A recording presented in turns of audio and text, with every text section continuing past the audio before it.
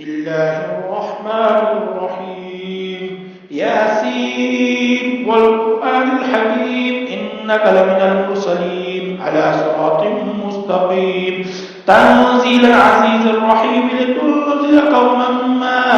أنذر آباؤهم فهم غافلون لقد حق القول على أكثرهم فهم لا يؤمنون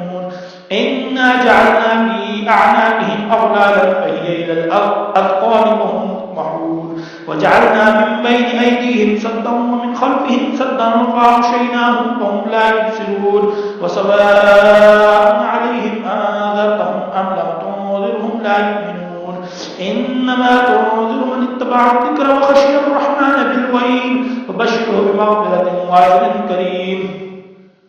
إنا نحن نحيي الموتى ونكتب ما قدموا وآثارهم وكل شيء أحصيناه في إمام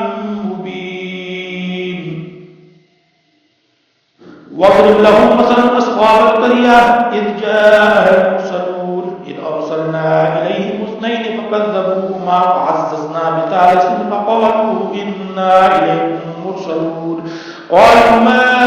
أنتم إلا بشر مثلنا وما أنزل الرحمن من شيء إن أنتم إلا تكذبون قالوا ربنا يعلم إنا إليكم لمرسلون وما علينا إلا البلاغ المبين قالوا إنا لطيرنا بكم لئن لم تنتهوا لنرجمنكم وليمسنكم منا عذاب أليم قالوا طائركم معكم أن ذكرتم بل أنتم قوم مسرفون وجاء من أقصى المدينة رجل يسعى قال يا قوم اتبعوا المرسلين اتبعوا من لا يسألكم أجرا وهم مهتدون وما لي لا أعبد الذي فطرني وإليه ترجعون أأتخذ من دونه آلهة إن يردني الرحمن بضر لا تغني عني شفاعتهم شيئا ولا ينقذون إني إذا لفي ضلال مبين إني آمنت بربكم فاسمعون قيل ادخل الجنة قال يا ليت قومي يعلمون ما غفر لي ربي وجعلني من المكرمين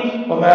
أنزلنا على قومه من بعده من جند من السماء وما كنا منزلين إن كانت إلا صيحة واحدة فإذا هم خامدون يا حسرة على العباد ما يأتيهم من رسول إلا كانوا به يستهزئون ألم يروا كم أهلكنا قبلهم من القرون أنهم إليهم لا يرجعون وإن كل لما جميع لدينا محضرون